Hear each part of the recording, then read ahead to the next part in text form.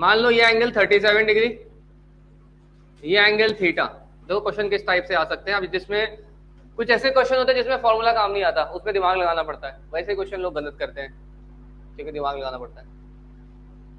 ठीक है, देखो यूसेफ बेका है और क्वेश्चन में दिया ये ऐसे जाकर जाकर टकरा रहा है और बिल्कुल सीधा टकराता है। ठीक है, it strikes the plane horizontally, then find theta. कि कितने एंगल से फेंके कि बिल्कुल हॉरिजॉन्टली टकरा जाए। तो अब इसका तो कोई फॉर्मूला नहीं पढ़ा आपने, फॉर्मूला तो time of the flight, maximum range, ये सब किया है। अब इसको कैसे, क्या लॉजिक लगाओगे, कैसे सॉल्व करोगे, कोई गेस कर सकता है या कोई सोच सकता है? बताओ तो एक बार डिस्कस कर लो। एक मैं बताऊंगा, एक दूसरा आप लोग करना। बस लॉजिक डिस्कस कर लो, फिर मैं सॉल्व कर दूंगा कि कैसे इस चीज को यूज करें। हाँ,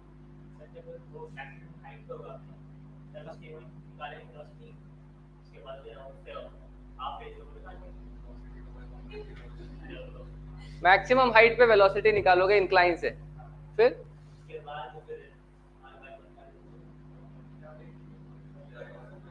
नहीं कुछ नहीं हो जाएगा, कुछ भी बोलते हो। हाँ तुम बताओ क्या करें नीलेश? टकराएगा तो 37 डिग्री पे इंक्लाइन से हॉरिजॉन्टली। ठीक है, फिर किसका डॉट प्रोडक्ट? फाइनल वेलोसिटी का डॉट प्रोडक्ट?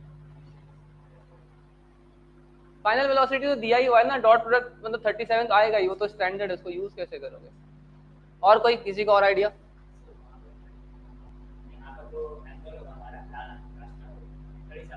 उसने क्या बोला नीलेश ने? सुनो मैं बता देता हूँ, दो स्टैंडर्ड ही होते हैं, कोई बहुत ज्यादा यूनिक प्रॉब्लम्स नहीं आते। इसको यूज करने का तरीका ऐसा है आसान, जब इंक्लाइन से कोई मतलब नहीं होता, जब हम किसी प्रोजेक्टाइल को फेंक रहे हैं तो बाय डिफॉल्ट उसका रास्ता ऐसा ही है, वर्टिकल सिमेट्री वाला। सही है ना? अब इसमें जब आपने फेंका है तो जब ये पत्थर हवा में है, उसको क्या पता इंक्लाइन है या नहीं, तो वो तो अपना स्टैंडर्ड रास्ता ही फॉलो कर रहा था, वो तो अपना स्टैंडर्ड रास्ता ही फॉलो कर रहा था ना, लेकिन बीच में क्या आ गया? इंक्लाइन आ गया। तो अब देखो एक अच्छी चीज है कि अगर ये हॉरिजॉन्टली टकरा रहा है, मतलब अगर जमीन वाले केस से इसको कंपेयर करो तो ये अपने कौन से पॉइंट पर है?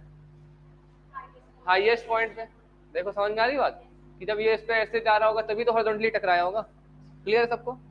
तो इसको मैं उससे कंपेयर कर रहा हूं। इस केस में टाइम ऑफ द फ्लाइट सबको पता है कितना होता है प्रोजेक्टाइल में?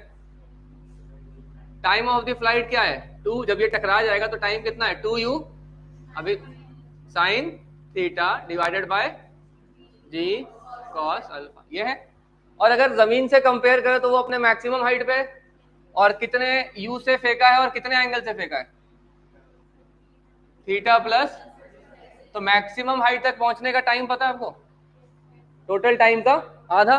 टोटल टाइम कितना है? 2u साइन थीटा बाय जी होता था। तो यहां से यहां पहुंचने का टाइम इसके अकॉर्डिंग कितना आएगा? 2u sine theta plus 37 divided by g, ये होता था टोटल टाइम। और इसका क्या कर दोगे? आधा। अब दोनों टाइम को कंपेयर कर लो, सबसे इजी तरीका यही है। अब करो, बताओ आंसर कितना आया। लॉजिक समझ में आया ना क्या किया? तो दो ही आते हैं, एक हॉरिजॉन्टल और एक परपेंडिकुलर। तो हॉरिजॉन्टल वाले के लिए क्या करोगे? नॉर्मल इसका टाइम ऑफ द फ्लाइट का आधा इज इक्वल टू इसका time of the flight. Solve कर लो, आ जाएगा थीटा। देखो एक बार करके कितना आता है, थोड़ी ट्रिग्नोमेट्री लगाना, आ जाएगा कि at what angle should be project such that it strikes the plane horizontally.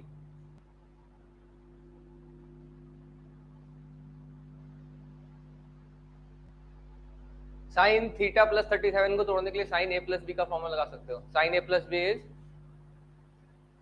किसी को पता है? Sine A plus B sine A cos B plus cos A sine B. मैं भी करता हूँ सॉल्व, आप लोग भी करो।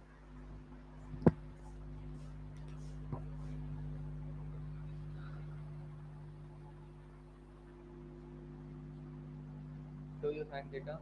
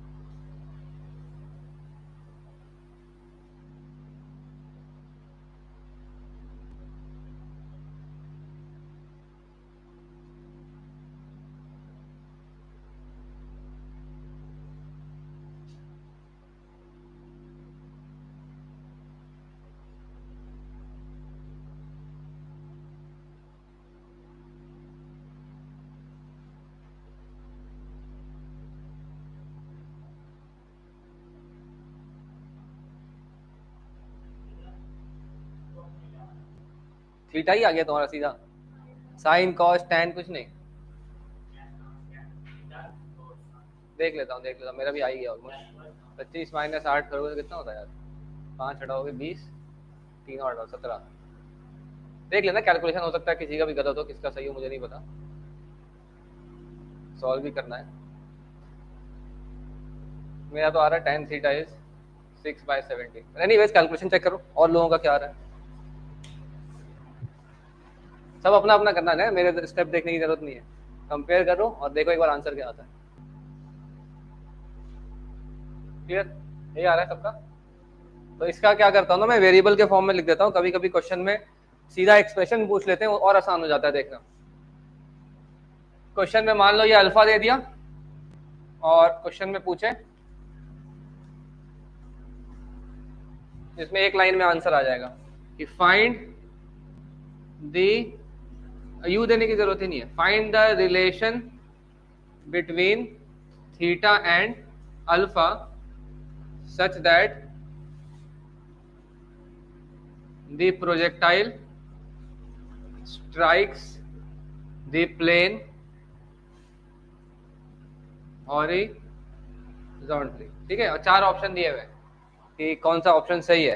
तो अब तो पता लग गया, हॉरिजॉन्टली स्ट्राइक कर रहा है मतलब time of the flight incline का इज इक्वल टू ये वाले टाइम का आधा। तो बस एक लाइन लिखोगे वही एक्सप्रेशन आ जाएगा। देखना, time of the flight incline का 2u sine theta divided by g cos alpha is equal to half of time of the flight इसका 2u sine of theta plus alpha divided by g।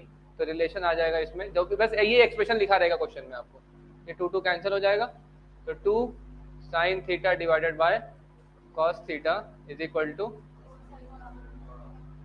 क्या, अच्छा cos alpha is equal to sine of theta plus alpha. ठीक है, जो भी इस type का एक एक्सप्रेशन लिखा रहेगा ये आंसर हो जाएगा। चलो अब नेक्स्ट केस करते हैं, हॉरिजॉन्टली के बदले परपेंडिकुलर टकराए। यही 2 ही केस होते हैं तो इस पे क्वेश्चन आते हैं। Find the relation between theta and alpha such that it strikes the plane perpendicularly। ये इससे थोड़ा मुश्किल है, बट पहले इसका मेरे को लॉजिक समझाना, कैसे सॉल्व करने की कोशिश करोगे। सिमिलर है इसका एक्सप्लेनेशन।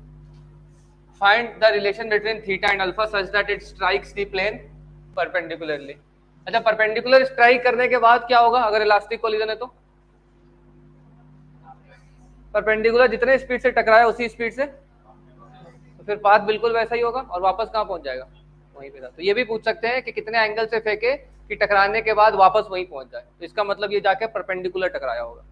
तो क्या कंडीशन होगा इसका, परपेंडिकुलर टकराने का या वापस वहीं पहुंचने का? लॉजिक क्या लगाओगे? परपेंडिकुलर टकरा रहा है उसको कैसे यूज करोगे? परपेंडिकुलर टकरा रहा है इसका मतलब एक चीज देखना, थोड़ा सा हिंट दे रहा हूँ क्योंकि वैसे तो मुश्किल लगेगा सॉल्व करना। ये एक्स एक्सिस और मान लेते हैं अपना इसको क्या माना था, वाई एक्सिस। अब ये बताओ जब परपेंडिकुलर टकरा रहा है तो कौन सी वेलोसिटी 0 है? एक्स वाली। वाई क्यों? वाई में तो है ना, एक्स वाली वेलोसिटी कितनी है, 0। इसको यूज कर सकते हैं ना। अच्छा, अब जो पूछूंगा बताना, जब टकरा रहा है तो एक्स में वेलोसिटी कितनी है? तो फाइनल वेलोसिटी एक्स में 0 लिख दो, कोई दिक्कत नहीं है। एक्स में इनिशियल वेलोसिटी कितनी है अगर स्पीड को u मान लो तो? u cos theta. और x में एक्सेलरेशन कितना है? g minus g sine alpha. सही है ना, सबको याद है?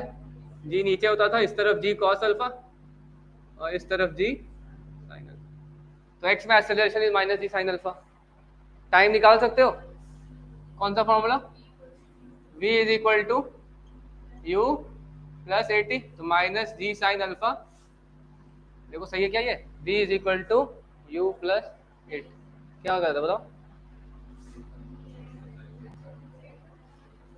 v is equal to u plus 80 का फॉर्मूला लगा रहा हूँ। तो फाइनल वेलोसिटी x में 0 है ना, सबको दिख रहा है। परपेंडिकुलर टकराए तो इसको ऐसे यूज करो कि x में वेलोसिटी 0 है। तो यहां से टाइम कितना आ गया? Time u cos theta divided by g sine alpha. और टाइम ऑफ द फ्लाइट तो हमें याद है प्रोजेक्टाइल का कितना होता था। टाइम ऑफ द प्रोजेक्टाइल का स्टैंडर्ड फॉर्मूला क्या है? 2u sine theta divided by cos alpha. दोनों टाइम क्या होगा? इक्वेट कर दो, इक्वेट कर दोगे तो आंसर आ जाएगा तुम्हारा। रिलेशन क्या आ गया, 2u sin theta divided by g cos alpha is equal to u cos theta divided by g sin alpha. u g हटा दो तो 2 tan theta is equal to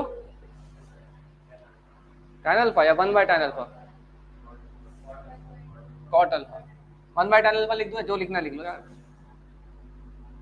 तो हो सकता है क्वेश्चन में कंडीशन पूछे, हो सकता है अल्फा देके थीटा पूछे, तो दोनों केस याद रख लेना, हॉरिजॉन्टल टकराने वाला और परपेंडिकुलर टकराने वाला, ठीक है, दोनों एकदम याद रखना। अगर क्वेश्चन आ गया तो जिसको नहीं पता वो नहीं कर पाएगा सॉल्व खुद से, और भूल गए कैसे फॉर्मूला क्या था तो टाइम इक्वेट करना ये ध्यान रखोगे तो उससे भी आ जाएगा कि 2 तरीके से टाइम निकाल कर इक्वेट कर दिया।